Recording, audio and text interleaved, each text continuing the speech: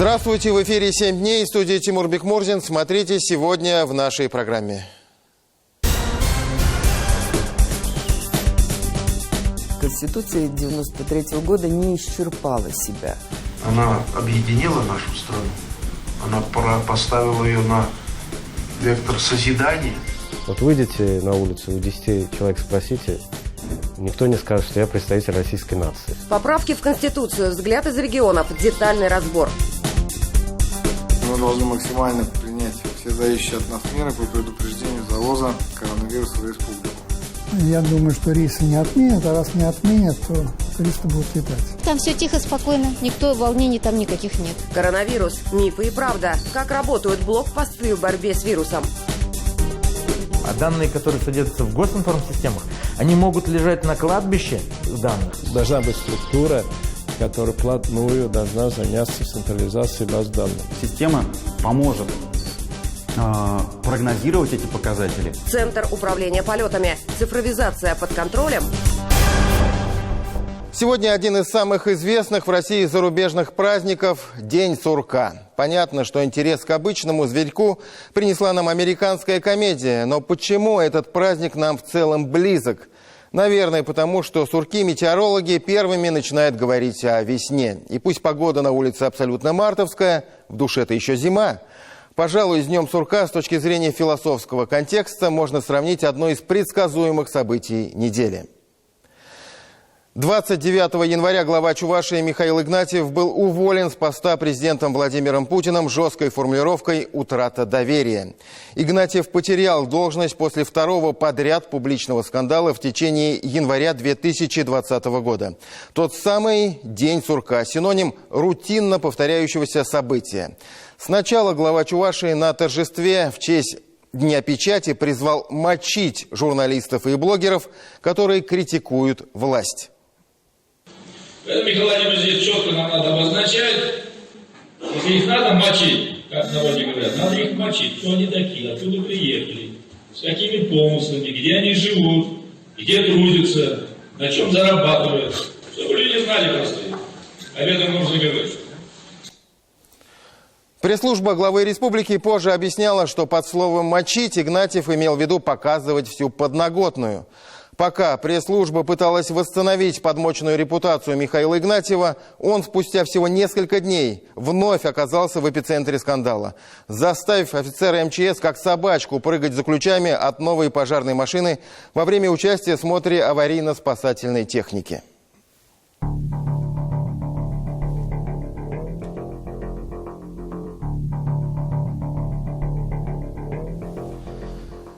В администрации республики вновь объясняли и оправдывали поступок главы знакомством с офицером, который прыгал за ключами. Но дальше оправдываться смысла уже не было. Барин и холоп подцепил вирус с короной. Покажите главу Чувашии специалистам. Общественный градус негодования был очень высок. В «Единой России» пообещали исключить главу Чувашии из партии уже в день появления видео. Окончательное решение однопартийцы приняли 28 января. А 29 января Михаил Игнатьев был снят с должности. Кстати, глава Чувашии регулярно давал поводы для резкой критики со стороны журналистов, оппозиционеров, коллег по партии. Он и раньше сильно ошибался, делал оговорки и порой просто вводил в ступор. Например, назвав Дмитрия Анатольевича Медведева Василием Петровичем. А ведь Медведев в тот момент был президентом страны. Глава государства тогда предпочел не заметить оговорку. Основная задача экономическая, может быть, на ближайшие даже несколько десятилетий наших. Вообще, Дмитрий Иванович, я хочу здесь отметить, за счет государственной поддержки, на слайде, если показать, на сегодняшний день. Остается добавить, что Игнатьев возглавлял регион с 2010 года. Согласно официальной статистике Росстата, в 2019 году смертность в Чувашии на 30% превысила рождаемость. Уровень бедности составил 18%. Промышленное производство в Чувашии, так же как и инвестиционную привлекательность, серьезно поднять ему не удалось. Республика находится в самом конце рейтинга. Повлияла ли так установка памятника Ивану Грозному в Чебоксарах на царские замашки Игнатьева, сложно сказать. Но то, что все это вкупе привело к предсказуемому политическому закату, мы с вами увидели. Игнатьеву давно прочили отставку, но ему удалось самому сделать крах карьеры максимально скандальным и громким. Согласно поверью, если Сурок не видит своей тени и покидает нору, значит, зима скоро закончится и весна будет ранняя. В ожидании новой весны теперь и наши соседи. Мы уже говорили, год начался бурно, эмоционально, и темп реформ, нововведений, заданный президентом Путиным в своем историческом послании, впечатляет. Однако, если помните, Владимир Владимирович говорил не только о демографии, социальной поддержке, запуске нового инвестиционного цикла. Мы потому и говорим о знаковости этого послания, потому что президент в нем четко обозначил необходимость политических реформ в стране. Причем Путин в своих формулировках был, как всегда, четок и корректен. Я напомню, что глава государства ясно дал понять, что не видит необходимости в принятии новой конституции, так как потенциал нынешний, датированный 93-м годом, далеко не исчерпан. При этом Владимир Путин выступил за то, чтобы отдельные поправки в основном законе появились, но прежде их необходимо обсудить с широкой общественностью.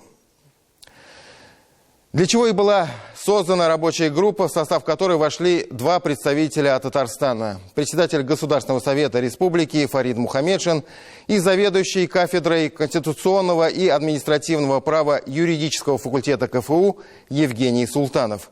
Только-только общественники приступили к своей непростой, кропотливой работе, как на страну обрушились многочисленные информационные вбросы. На мой взгляд, далеко не случайные и не спонтанные. Часть экспертов не исключает, что трансформации можно подвергнуть и преамбулу Конституции. В Казани главное обсуждение еще впереди. Планируется, что дискуссии пройдут во всех регионах страны.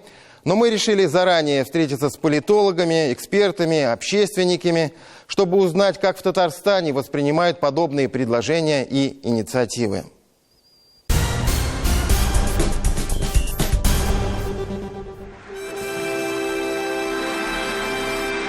Спасибо. Прошу вас. День послания президента, вечер, где-то 9:30 вечера, звонок. После этого звонка Евгений Султанов живет фактически на два города. Большую часть времени теперь в Москве. Показывает нам толстую пачку документов. Вал поправок в Конституцию растет стремительно. В рабочей группе, созданной по распоряжению президента Путина, в нее помимо Султанова от Татарстана вошел и председатель Госсовета Республики Фарид Мухаммедшин, рассматривают практически любые инициативы. Есть и довольно смелые, на мой взгляд, неуместные идеи, например, такие, как записать в Конституции, что основной религией в России является православие. Это в светском-то многонациональном и многоконфессиональном государстве. И это с учетом того, что помимо предложений рабочей группы есть и предложения от депутатов Думы. Председатель Государственного совета Татарстана Фарид Мухаммедшин считает, что очень важно в этих дискуссиях сохранить фундаментальные ценности, заложенные в основном законе. Нельзя зайти в спорах о лучшей судьбе для России слишком далеко, чтобы вместе с водой выплеснуть и ребенка. Давайте, значит, преамбулу будем менять, давайте, значит, еще что-то там менять. Я сказал, что это Конституция, которая 26 лет служила, принятая в очень непростое время, в 93-м году. Она объединила нашу страну, она поставила ее на вектор созидания многонациональной, многоконфессиональной России. И сегодня перелопачивать ее мы не имеем права, рабочей группы. Кто-то возразит, раз уж изменения в основном законе все равно будут, почему нельзя пойти дальше, внести правки и в преамбулу, и в другие важные статьи? А почему нет? Во-первых, это будет уже фактически новая конституция страны, что даже по словам президента Владимира Путина, инициировавшего реформы, как минимум не своевременно. Во-вторых, поправки в фундаментальных главах 1, 2, 9 и в той же преамбуле затрагивают само государственное устройство страны, ее конституционные основы. Для изменений требуется сложная процедура, юристы знают. То есть даже с практической правовой точки зрения это по меньшей мере нецелесообразно. А в-третьих, и самое главное, зачем это нужно делать? Как тут не вспомнить незабвенного Виктора Степановича Черномырдина с его блестящим афоризмом? Кому это нужно? Кто в этом? У кого руки чешутся? У кого чешутся, чешите в другом месте. Это основной закон. И к нему должно быть очень пиететное, я бы сказала, бережное отношение. Потому что и сам президент Владимир Владимирович Путин говорил, что Конституция 93 года не исчерпала себя. И когда я сейчас читаю, что там 200 поправок, там вот начинают разговоры, преамбулу вот давайте-ка изменим, я, откровенно говоря, даюсь диву. Кто эти люди? Какое право они вообще имеют, извините за тавтологию, вносить поправки? С моей точки зрения, никакого. Чем не устраивает нынешняя преамбула в Российской Конституции, тоже вопрос на засыпку. Посмотрите, как красиво звучит. Мы многонациональный народ Российской Федерации, соединенные общей судьбой на своей земле и так далее. А теперь послушайте и сравните, что иногда предлагается оппонентами. Мы многонародная российская нация. Ну вот представьте, что любому, так сказать, представителю любого, там, не знаю, чеченцу, дагестанцу, татарину, кому угодно, скажет, вот вы часть многонародной российской нации. Ну, какой первая идея возникнет? Русской нации. Ведь, что возникнет в голове в первую очередь человека? То есть все будут думать, что, значит, мы многонародные и представители русской нации. Вы знаете, не очень хорошая идея, и она мне не нравится. Не надо вводить сразу в Конституцию. Вы сначала начните со школ, объясните в школах, что такое этнос, как это прекрасно, как его сохранить, какие способы для этого есть. Когда люди привыкнут к этим терминам, тогда можно будет ставить вопрос лет через 50 о том, что выражает интерес всех этносов, как говорят сейчас, народов. Поэтому не стоит преамбулу трогать. Нужно ли активнее вводить в обиход само понятие российской нации, еще вопрос. А вот что будет совершенно не на пользу России как федеративному государству, так это записывать такие сложные, путанные конструкции в ее основной закон. По мнению наших экспертов, это путь к разрушению страны, ни больше, ни меньше. Если в России будет только одна российская нация, как предполагается, согласно логике этих реформаторов, на самом деле отрицается наличие других наций в России. Фактически речь идет о будущей ликвидации республик в составе Российской Федерации. Или, по крайней мере, снижении их уровня. Вот выйдете на улицу, у 10 человек спросите, никто не скажет, что я представитель российской нации. Это симулятор чистый. Троллинг, он перешел на государственный уровень. И только здравый голос Татарстана все сдерживает эту на мой взгляд, деструктивную волну.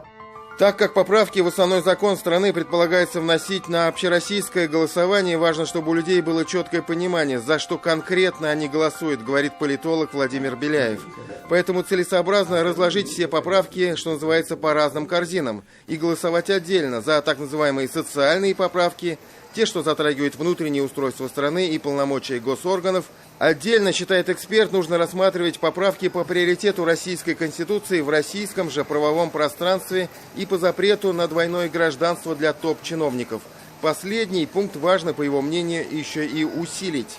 Но не должны, на мой взгляд, иметь все иностранные гражданства, кто близок к государственным секретам, кто близок к государственному бюджету. То есть фактически не должны иметь иностранное гражданство чиновники среднего уровня. Не исключено, что уже в ближайшую неделю мы увидим много разных инициатив и предложений. Главное, чтобы они были не слишком неожиданными. А то опять вспоминаешь Виктора Черномырдина. Тимур Бекмурзин, Роман Безменов, Андрей Мохов. 7 дней. Сегодня ключевые темы нашей программы мы обсудим с нашим гостем, известным политиком и журналистом Максимом Шевченко. Добрый вечер, Максим Леонардович. Добрый вечер. Максим Леонардович, тема этой недели, не только этой недели, это отставка главы Чувашии Михаила Игнатьева. Что это, на ваш взгляд, было? Были целые группы тех, кто хотел его убрать оттуда и поставить туда, очевидно, своего какого-то человека. Но при этом надо, конечно, быть осторожнее и внимательнее. Я не знаю точно, что это за сцена, где он вручал ключи. Но я думаю, что начальник, который публично может даже иронически, даже в шутку так относиться к тем, кто ниже его по статусу, этот человек не может быть начальником. Это моя личная позиция. Это какой-то гоголевский персонаж. Если тебя судьба вознесла на руководящую позицию, то проявляй уважение к людям.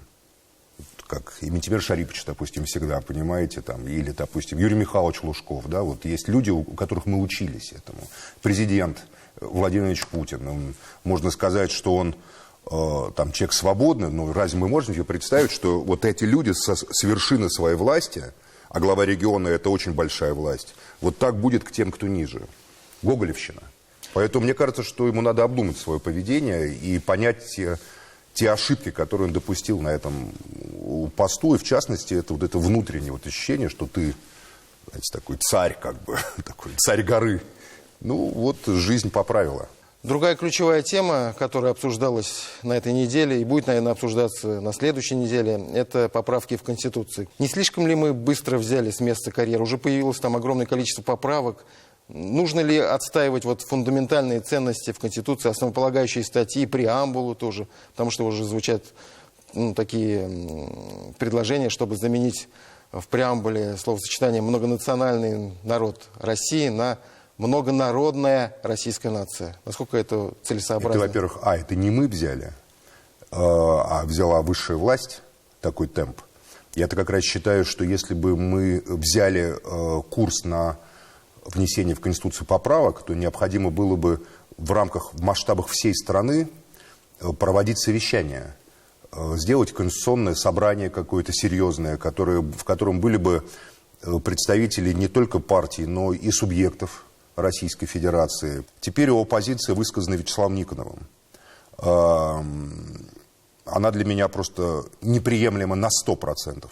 Мне очень жаль, что внук Вячеслава Михайловича Молотова, одного из тех, кто как раз создавал государство равных прав для всех народов, а это была принципиальная позиция Вячеслава Михайловича Молотова. Вот что предлагает Никонов?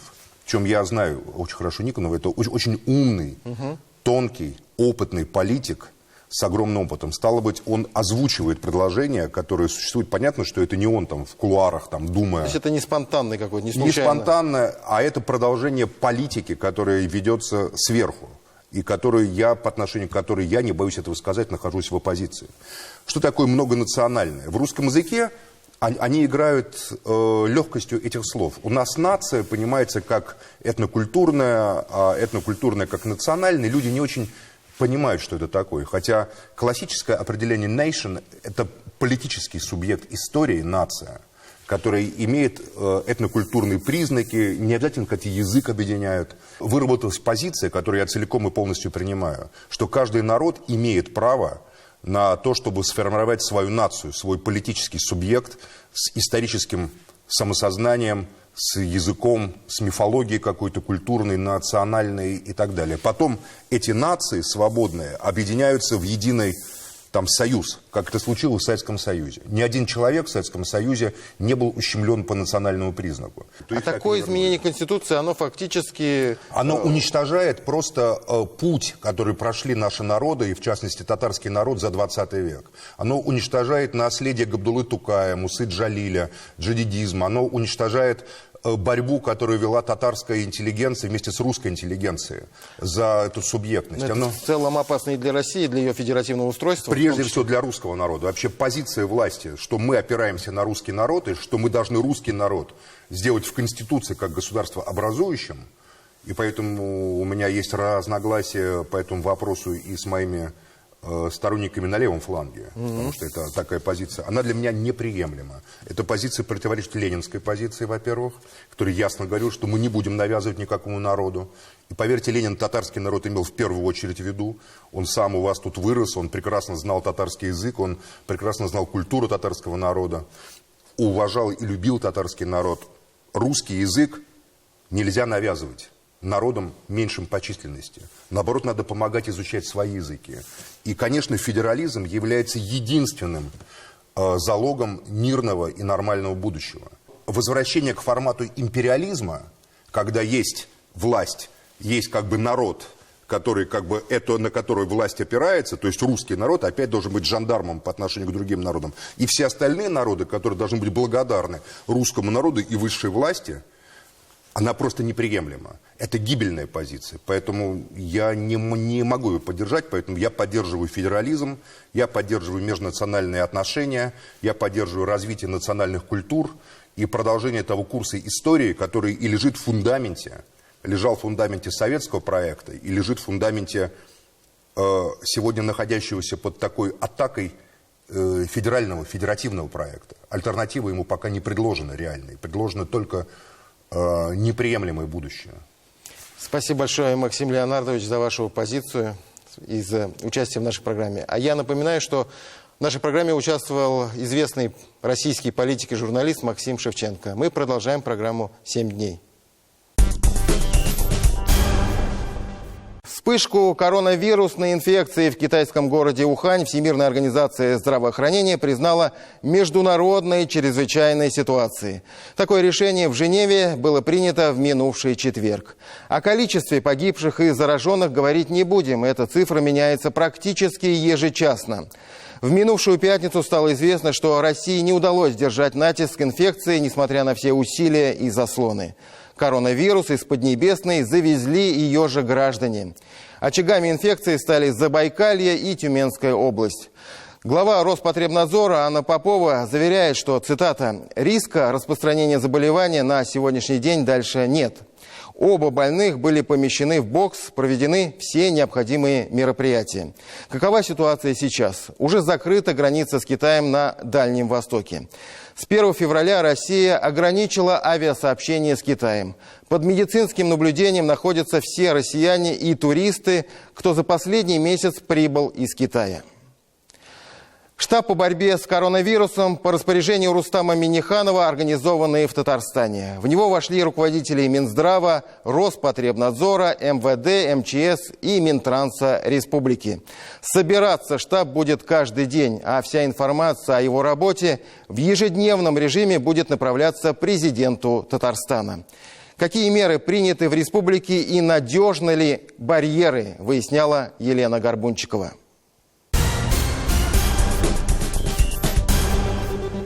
Сегодня 31 января, 10 часов 48 минут. Только что в Казанском международном аэропорту приземлился самолет с туристами из китайского курортного города Санья. Здесь, в зоне таможенного контроля, они появятся лишь через 1,5 часа, после того, как пройдут двухуровневую систему проверки. Итак, на борту самолета сотрудники Роспотребнадзора, у них измерят температуру тела, а потом возьмут экспресс-анализ на наличие коронавируса.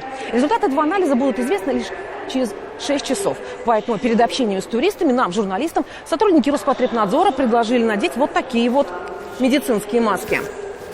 К моменту выхода туристов из зоны прилета в терминале аэропорта стало нарастать беспокойство у встречающих и пассажиров, ожидающих свои рейсы. На лицах появились медицинские маски. Все-таки надо какие-то меры безопасности предпринять, чтобы не заболеть. Тем более сейчас мы слышим, что прилетают туристы из Саньи как раз. Очень переживали, потому что по телевизору показывали такие страхи. Этот чартерный рейс с острова Хайнань предпоследний. 31 января с отдыха на китайском курорте в Казань вернулись 432 туриста.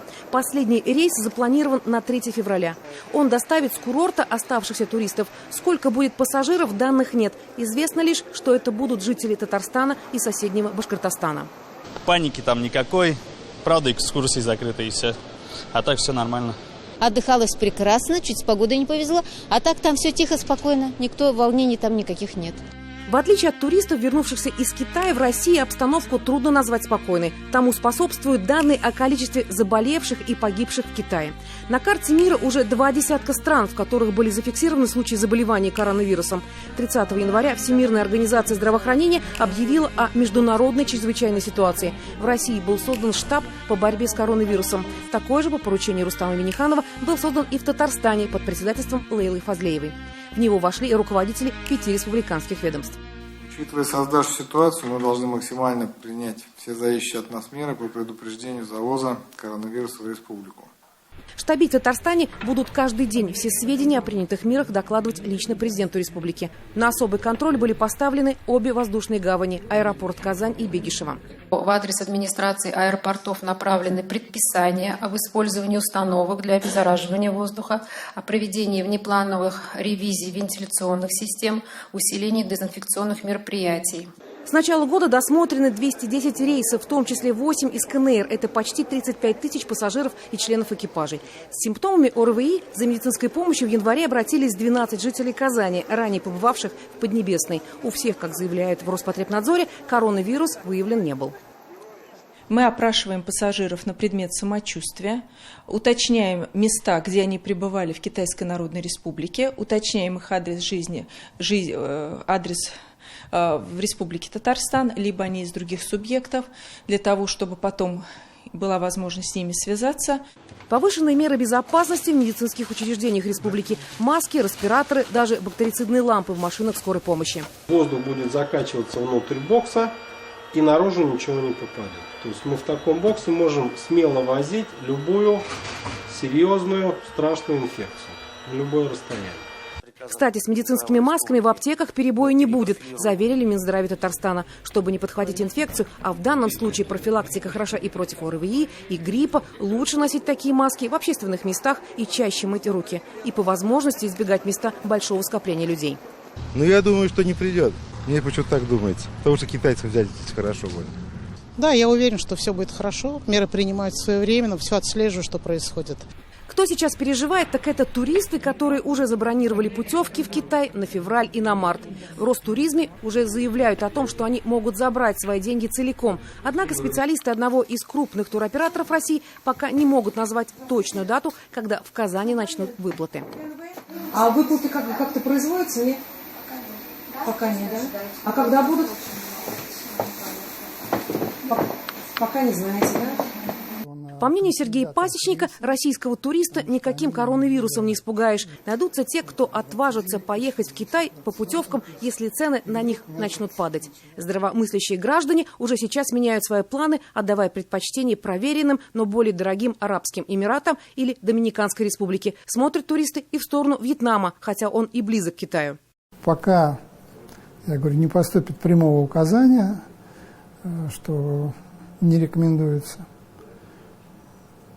Я думаю, что рейсы не отменят, а раз не отменят, то туристы будут летать. В ближайшие месяцы не пострадает индустрия туризма Татарстана и от падения потока гостей из Поднебесной. В прошлом году республика приняла почти 17 тысяч китайских туристов, но в Татарстан они чаще приезжают летом. Зимой в Китае затяжные новогодние каникулы. Кстати, они не помешают и внешнеэкономическим отношениям Татарстана и Китая, заверили в агентстве инвестиционного развития. Ситуация с коронавирусом должна разрешиться в течение ближайшего месяца, делает прогноз Гульшат Хасанова, потому как в самом Китае предпринимаются серьезные меры по нераспространению инфекции. Кроме того, на фоне более серьезных коронавирусных инфекций смертность от нынешнего китайского вируса не превышает и 2%. Если сравнивать вот с предыдущими вспышками, да, то есть 80% генома у них идентичны. Тяжелый острый респираторный синдром, эпидемия продолжалась около года, а потом он самопроизвольно как-то вот сошел на нет. Вот. Но будем надеяться на благополучное развитие ситуации. 31 января в России были зафиксированы 2 первых случая заболевания коронавирусом. Его носителями оказались 2 граждан Китая, которые прибыли в нашу страну 26 и 28 января. В Тюменской области, к примеру, заболевшей оказалась китайская студентка. Все, кто контактировал с ней, уже установлены. Получит ли инфекция свое распространение в России, будет зависеть не только от правительственных мер, но и от самих россиян, потому как самая эффективная борьба с инфекцией – это ее профилактика. Елена Горбунчик, Андрей Ключников, 7 дней. Мы продолжим программу через пару минут. Смотрите далее. А данные, которые содержатся в госинформсистемах, они могут лежать на кладбище данных. Должна быть структура, которая вплотную должна заняться централизацией баз данных. Система поможет прогнозировать эти показатели. Центр управления полетами. Цифровизация под контролем.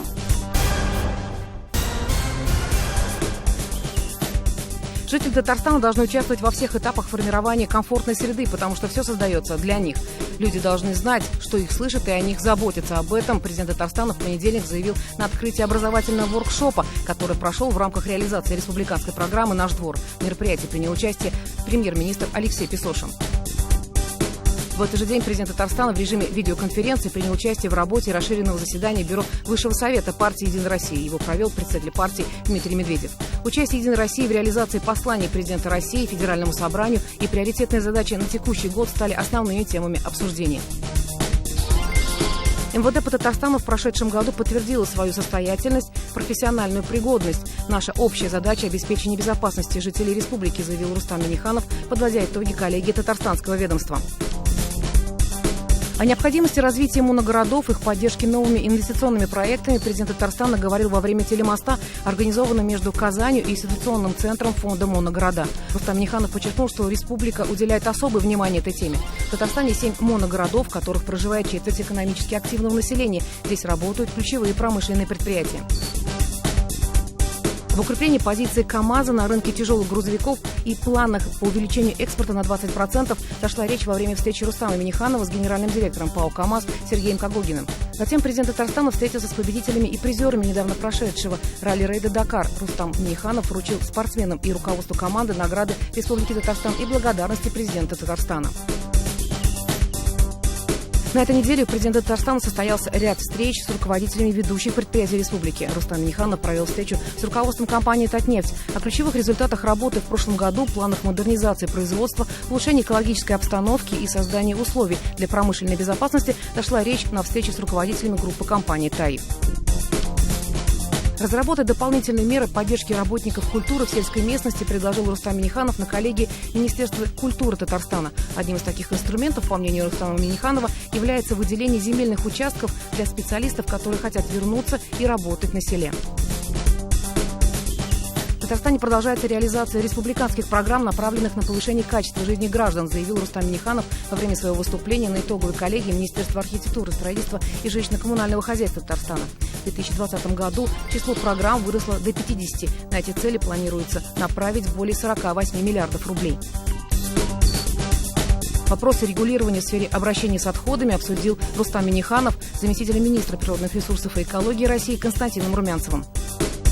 На этой неделе генеральный директор Татнефти Наиль Маганов на традиционной встрече с журналистами подвел итоги работы компании в 2019 году. Они в целом позитивные. В прошлом году Татнефть добыла почти 30 миллионов тонн нефти. Выручка составила более 800 миллиардов рублей. Татнефть активно развивала нефтепереработку и планирует в этом году на комплексе Танека выйти на рекордные 11,5 миллионов тонн переработки сырья в год.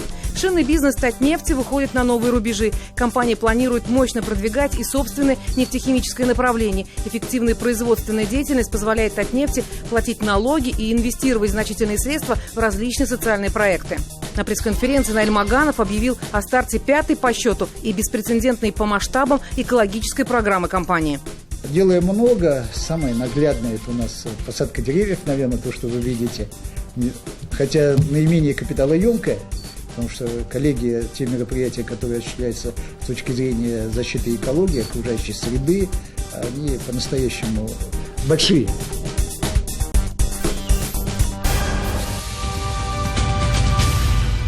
Вы смотрите программу «7 дней». Московская область, Москва и Татарстан. Вот 3 региона-лидера в России по цифровизации государственных услуг. Об этом сообщил на этой неделе новый министр цифрового развития, связи и массовых коммуникаций России Максут Шадаев. Тому, конечно, есть весомые доказательства. Ну, например, 460 тысяч человек сегодня пользуются порталом госуслуг. Там работают 200 сервисов из 315 имеющихся в республике. 82% жителей Татарстана пользуются интернетом. У нас 7 миллионов абонентов мобильной связи. Впрочем, в 22 населенных пунктах нет мобильной связи вообще. Никакой. И это проблема. Есть куда расти. Вот мы сказали, что на портале госуслуг 200 сервисов. Но только 23 из них полностью цифровые. То есть в остальных случаях вам так или иначе придется поработать ногами и лично явиться в тот или иной орган власти. Вот такая картина. Стакан наполовину полон или наполовину пуст. Есть по этому поводу замечательная фраза от Билла Гейтса. Оценивать эффективность программирования количеством написанных строк – то же самое, что оценивать процесс создания самолета по его весу. Вот и у нас так. Мы много что научились переводить в цифру, но общая картина по-прежнему нам не видна. И общей информации немного. Именно об этом на этой неделе напомнил директор государственного бюджетного учреждения «Безопасность дорожного движения» Ривкат Минниханов. Речь идет о создании в республике ситуационного центра. Представьте себе вот что-то подобное. Некий центр управления полетами, куда в режиме практически реального времени будет стекаться весь массив данных со всей республики.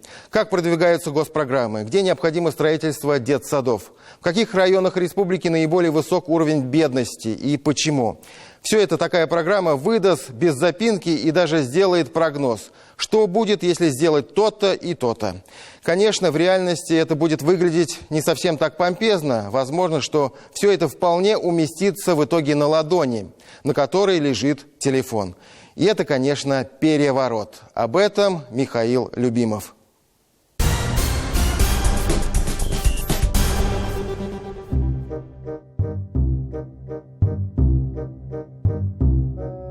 Волки на кобыле, львы в автомобиле, зайчики в трамвайчике, жаба на метле.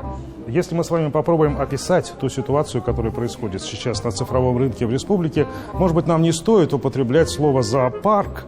Все-таки оно какое-то не совсем приятное слово. Но, скажем так, мы можем говорить о богатом биологическом и зоологическом разнообразии. Действительно, ведь каждый участник этого рынка как будто находится в отдельной комнате, в отдельной своей келье, в отдельной клетке. Кто-то активен, кто-то пассивен. Кому-то нравится, когда за ним следят, кому-то не очень, а кто-то вообще вот прячется. Но, скажем так, приводит это все к тому, что отсутствует целая система. Люди не знакомы друг с другом. Непонятно, кто чем занимается. До такой степени, что даже льву, царю зверей, очень сложно понять, а что же, собственно, происходит в этом лесу. Некое лоскутное дело, когда вся информация не собрана, не обработана, и, исходя из этого, трудно провести некий экономический анализ. Потихоньку стали понимать, что решение просто отдельных сервисов или отдельных услуг этого недостаточно. Мы все учились понемногу, чему-нибудь и как-нибудь. Учились весь 21 век практически. Работа по созданию в регионах вот таких ситуационных центров должна была начаться еще в далеком 2003 году. За это время бег ускорился, и среди бегущих ни первых нет, ни отстающих, потому что бегут все как-то порознь и в разных направлениях. Информации все больше, порядка все меньше. Должна быть структура, которая вплотную должна заняться централизацией баз данных. И говорят, там, вторая нефть – это данные. Поэтому здесь, вот вы представьте, если 2003 года был бы централизован архив данных Республики Татарстан, это, если там нефть убывает, здесь данные прибывают. Даже вот некоторые руководители говорят, типа, что вы от нас хотите? У нас есть там система такая, система такая, система такая, у нас все есть. Все, говорит, есть. Да, все есть. Но они не интегрированы между собой. Чтобы понять, что мы строим, посмотрим вот на эту пирамиду. Первичные показатели, так называемые, внизу. Это вся информация, которая идет от земли, из всех сфер нашей жизни, из школ, больниц, колхозных полей и строительных площадок. Наверх. Ведь все это формирует успешность глав районов, например, которые видят ситуацию и докладывают еще выше, на уровень министерств. Все эти гигантские массивы информации, преодолевая многовековое земное притяжение, стремятся к вершине. Там глава республики. Полная картина доступна будет не ему одному, однако его одного будут оценивать по этим показателям еще выше. Ключевых показателей, за которыми будет глаз да глаз, казалось бы, всего ничего, их 15. Малый и средний бизнес, производительность труда, зарплаты, объем инвестиций и тому подобное. Как будто ничего нового. Но это будут показатели максимально приближенные к боевым, поскольку из головы их не достанешь. Не будет головы. Мозги искусственные. Слишком много параметров. Человеку не справиться. Четко определены индикаторы на сегодняшний день, которые влияют на эти показатели. Мы говорили о 1200, сейчас мы уже говорим 2000. Вы представьте, это все индикаторы должны в онлайне как-то в какой-то части поступать для того, чтобы по ним принимать решения. Сегодня, конечно, как и было отмечено на коллегии Минцифры, многие данные формируются в амбарных книгах и так далее. Собственно, в дальнейшем система поможет прогнозировать эти показатели и в том числе моделировать эти показатели, то есть смотреть, какие управленческие решения необходимо предпринять для того, чтобы соответствовать ожидаемому плану. Специалисты компании InnoStage уже сегодня, хотя работа еще только в процессе, могут продемонстрировать нам, как будет выглядеть, так сказать, витрина этой большой цифровой машины. Здесь отчетливо видно, что мы действительно вступаем в новую эру. В эру управления экономикой на основе данных. Система не автопилот, но хороший подсказчик. И все это на ладони, в прямом и переносном смыслах. У президента, стало быть, будет теперь и виртуальный помощник. Как это работает? Вот пример из жизни.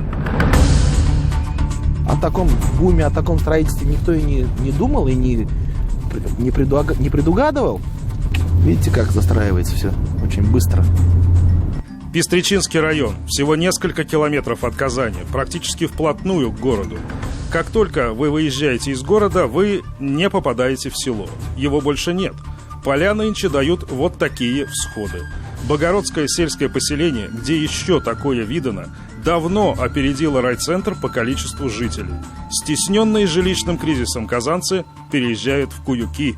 Только здесь уже 10 тысяч жителей по скромным подсчетам. А в поселении уже все 20. В 2013-м вы сюда приходили главой сельского поселения, да, здесь... а стали мэром города, да? Мэром маленького города. Можно сказать, мэром маленького города. Так он разросся за последние годы. Людей много. Слава богу, живем, пытаемся выжить, можно сказать. Вот ситуация, за которой следить нужно в режиме онлайн. Дома растут как грибы. Как грибы же растут неустроенности. Людям теперь нужны дороги, магазины, освещение, газ, вода, детские сады и школы, наконец. И все это, что называется, уже вчера.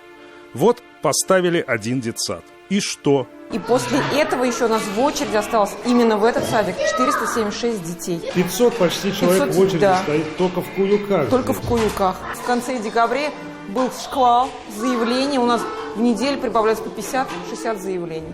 И вот перед нами витрина ситуационного центра, который уже, оказывается, все это знает. И она говорит нам, что в прошлом году деньги на детсады были распределены неправильно. Вот в Мензелинском районе обеспеченность скакнула аж за 100%. А в страдающих Пестрецах нет и половины от потребности. И машина говорит, внимание на оранжевые столбики, деньги нужнее были Пестрецам. Если бы им они и достались, то картина была бы получше. 61% уже от потребности. Не такой уж и сложный алгоритм, но пример подходящий. Мы должны были на практике показать, что система приносит реальную пользу. Вот он, пример у нас перед глазами. В случае, если средняя зарплата упадет, например, с 30 до 20, как она повлияет на демографию? Система будет выдавать. Потому что все данные есть ряды, есть прогнозные показатели. То есть я не говорю, что 100% достоверности, но для этого опять самая основа – это база данных. Задача теперь в создании огромного цифрового облака, которое объединит всех участников этого рынка. Рифкат Миниханов считает, что мы можем справиться с этим и сами, без помощи извне. Только у Таттелекома 100 тысяч километров коммуникаций по республике. Абонентов почти 1 миллион. Я думаю, что здесь тоже работа, которая проводится на сегодня, понятно, что у Руслана Галерьевича должен быть такой обобщающий инструмент, который показывает верхнеуровневые основные параметры. Но должна быть всегда иметь возможность провалиться в глубину этого вопроса. И если видно, что есть отклонение, что можно было довольно оперативно понять причины его и найти решение для этого. И здесь необходима, конечно, такая многоуровневая сложная система. А данные, которые содержатся в госинформсистемах, они могут лежать на кладбище данных, то есть в локальном отдельном случае это может быть такая могила, куда они попадают и никак не работают на благо жизни, а могут служить на благо принятия управленческих решений прямо здесь и прямо сейчас. По сути, это будет экосистема будущего. Создавать ее будет в первую очередь Министерство цифрового развития. Министерство практически новое, министр практически новый. Так что спрятаться больше не получится.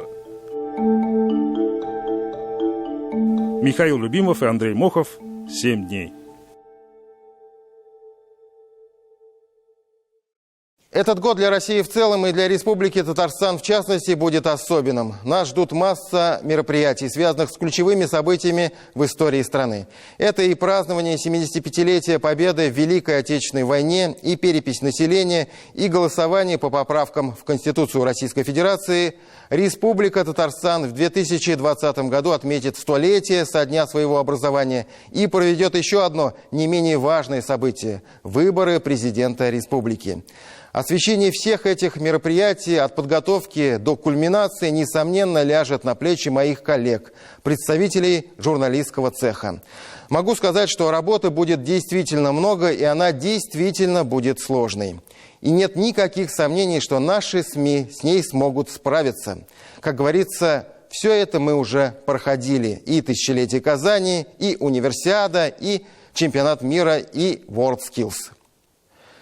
На этой неделе прошла расширенная коллегия Республиканского агентства по печати и массовым коммуникациям Татмедиа. По сути, коллегия стала определенной площадкой для обсуждения проблем и выработки стратегии на ближайшие годы.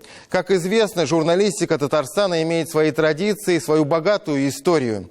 И до сих пор, несмотря на сложности формирования своей целевой аудитории и своего контента, Татарстан входит в число самых читающих и информационно насыщенных субъектов Российской Федерации. Подробности в репортаже Эльзиры Юзаевой.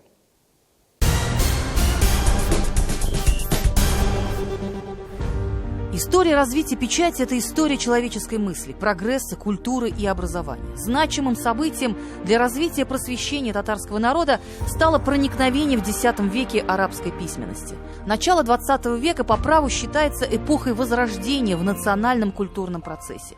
Под влиянием Первой Российской революции у татар начала бурно развиваться периодическая печать. Первое периодическое издание на татарском языке появилось в Санкт-Петербурге в 1905 году. Тогда увидела свет татарская газета «Нур».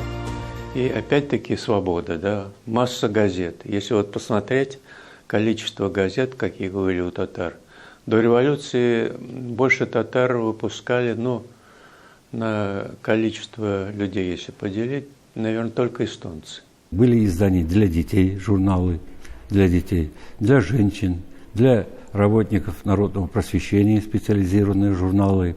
Они издавались не только в Казани, в Оренбурге или в Уфе, но и в других городах Российской империи, в том числе в Харькове, в Перми, в Ташкенте, на Петропавловске и так далее. С 1923 года, с момента образования общества друзей радио, в Казани начинается радиовещание.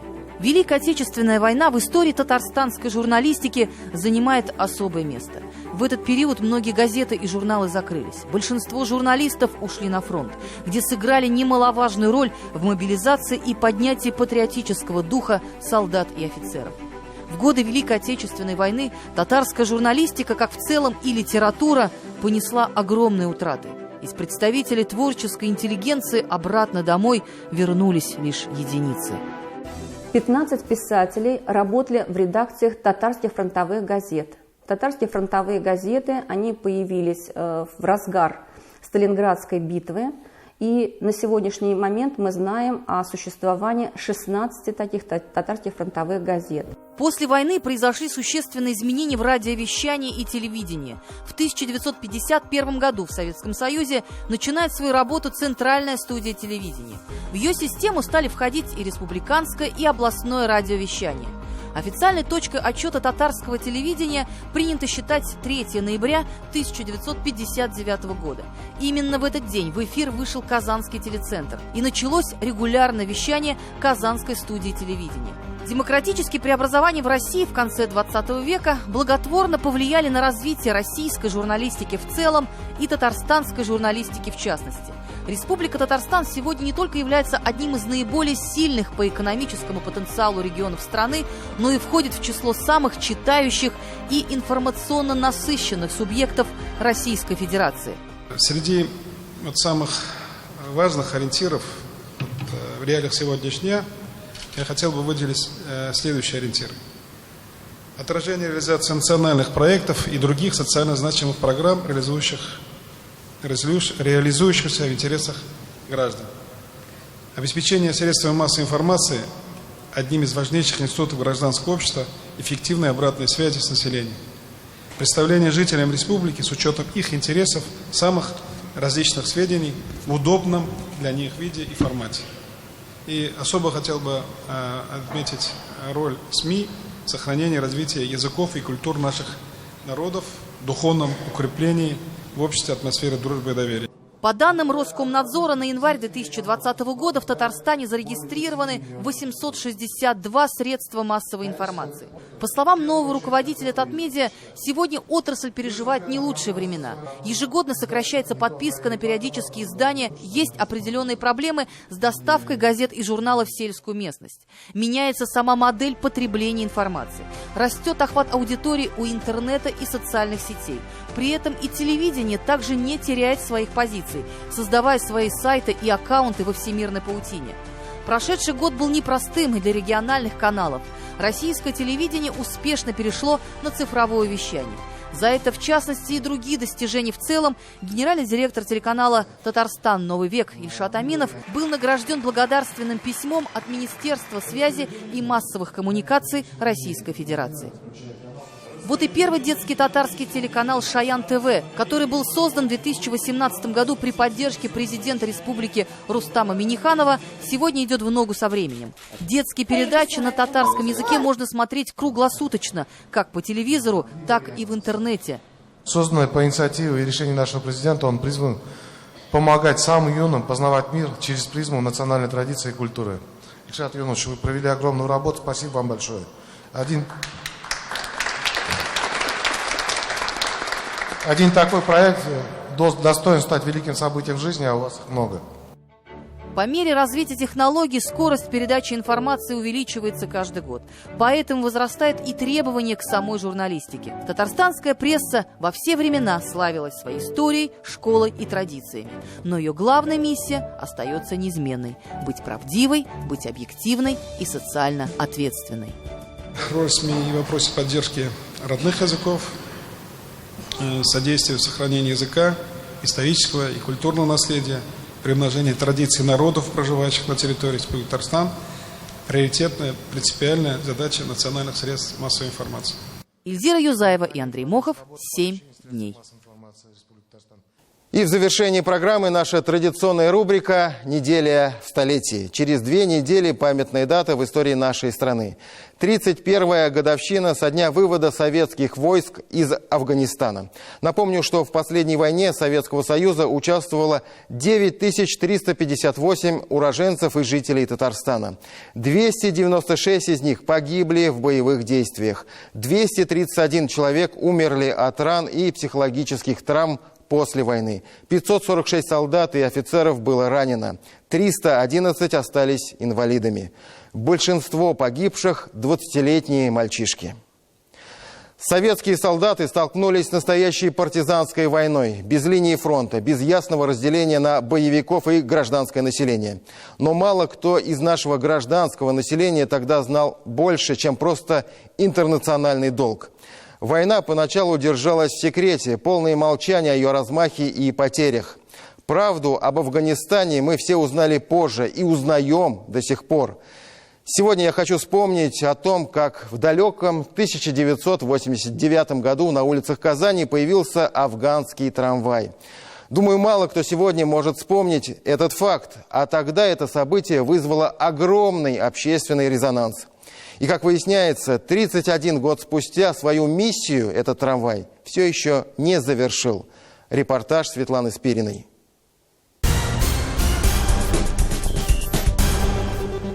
Уважаемые казанцы и гости нашего города, вы стали пассажирами необычного вагона. Ой, у нас эскизов было. Это хотели зеленый цвет покрасить, темно-зеленый, светло-зеленый, потому что не был. А мы покрасили цвет мира, голубой цвет мира был. Афганский трамвай начал колесить по Казани зимой 1989 года, когда завершилась война, которую никто не объявлял и о которой не было принято говорить вслух. Сегодня о тематическом транспорте, где впервые многие услышали правду об Афгане, помнят только единицы. Сам вагончик уже давно сдан на металлолом. Нет и трамвайного депо номер 2. А вот дело, ради которого он появился на свет, все так же живо и 31 год спустя. В Афганистане В черном тюльпане с водкой в стакане мы молча плывем над землей. В трамвае звучали афганские песни, водителями были сами воины-интернационалисты. Касса для сбора средств установлена и в нашем вагоне. Все собранные средства будут перечислены на счет 700-145 для строительства памятника. Много раз это обсуждали уже, что у нас вот денег все не хватает. Памятник должен быть в Казани, должен. И мы этот памятник должны построить. Теперь мы должны, живые, обязаны что-то сделать для кто погиб. Памятник афганцам появился в Казани через 22 года после начала сбора средств в трамвайчике «Цвета мира». В 2011 году на площадке у здания издательства был установлен памятник, как сейчас говорят афганцы, временный. Вопросы были и к самой скульптуре, и к отсутствию стелы с именами татарстанцев, погибших в Афганистане. В 2018 году афганцы лишились и этого места памяти. К чемпионату мира здесь появился тематический сквер и скульптуры мальчишек, играющих в футбол. Такими, наверное, когда-то были и наши герои, пришедшие и не пришедшие с афганских гор, чью жизнь полностью изменила война. И память об этом до сих пор не увековечена. 2 года для столицы Татарстана, для Казани, я считаю, что это по мере меньше... некрасиво, это мягко скажем. Во всех городах Татарстана у нас в Челнах, Бугульме, в Альметьевске, да везде есть памятники. Обещали открыть памятник к 30-й годовщине вывода советских войск из Афганистана. Воины-интернационалисты отметили ее в Парке Победы, в сквере, где обещание должно уже было быть в изваянии. Через 2 недели очередная годовщина. И пройдет она так же. Место есть, памятника нет. Дело в том, что это приходится доказывать тем, кто понятия не имеет, что такое армия, и тем более, что такое война. Повторюсь, те, кто принимает решения, автомат на картинке видели. Он прекрасно помнит тот самый афганский трамвай и называет причины срыва сроков установки памятника. Это длительное обсуждение и согласование с общественными организациями афганцев, а их сегодня более 60, и учет мнения комиссии по монументальному искусству. Сам вопрос установки и выбора памятника, он сам по себе сложный, да, монументальных сооружений в городе Казани, в столице. Вот. А когда этот вопрос, он еще затрагивает общественные организации, даже не общество, а общественные организации, которые заинтересованы, которые многие душой, да, болеют и имеют свое видение этого, и в то же время нельзя, как я уже сказал, не брать во внимание мнение экспертов, да, потому что все-таки мы говорим не о частной территории, мы говорим о парке, да, центральном парке, посвященному который Великой Отечественной войне. Итак, после почти 2-летнего обсуждения идей и концепций, предварительного голосования над окончательным вариантом памятника трудятся 2 скульптора из Москвы и Казани – Юрий Злотя и Александр Кислов. Сейчас вы видите 2 варианта их видения. Это первоначальные эскизы, и они будут серьезно доработаны. До 10 февраля должен определиться победитель, сообщили в Министерстве культуры. В данный момент у нас наладился конструктивный диалог между общественной организацией и комиссией при Министерстве культуры. Были отобраны 2 варианта, которые сейчас дорабатываются с учетом замечаний, которые были в декабре совместно внесены. Я думаю, первый вариант, он более реалистичный. Это вариант Кислова. Да, он связан, и он отражает именно фигуры людей, которые участвовали, да, со всеми элементами. То есть он более близок, мне кажется, вот именно к тем людям, которые прошли Афган. Памятник автора Злоте, он более носит все-таки символический характер. Если внимательно посмотреть на памятники афганцам в других городах, то можно усмотреть некие параллели. Работа казанского автора близка к монументу в Киеве. Работа Юрия Злоти чем-то схожа с памятником в Волгограде. Сами воины-афганцы говорят, что памятник должен быть не скорби, как, например, в том же Волгограде, а гордости. Источник финансирования пока не ясен. Это станет известно после определения победителя и стоимости проекта. По задумке это будет парк афганцев с памятником новым и старым и столь долгожданной стелой памяти. Остается ждать, когда завершится эта миссия, начатая в далеком 89 году трамваем «Цвета мира». Это новое пространство, сквер в Парке Победы. Именно здесь предполагается установить новый памятник воинам-афганцам. Сейчас на рассмотрении конкурсной комиссии два памятника победителя, скажем так. Один московского автора, второй автора казанского. Как заверили нас в Министерстве культуры, если оба памятника конкурсная комиссия признает имеющими одинаковую ценность, то право голоса, решающее право голоса получат сами воины-афганцы. Так что будем ждать окончательного решения. И, как пообещали в Министерстве культуры, новое пространство обретет свою новую жизнь уже до конца этого года. Светлана Спирина, Роман Безменов. 7 дней. На этом у нас все. С вами была программа «7 дней». Я Тимур Бекмурзин. Встретимся через неделю. До свидания.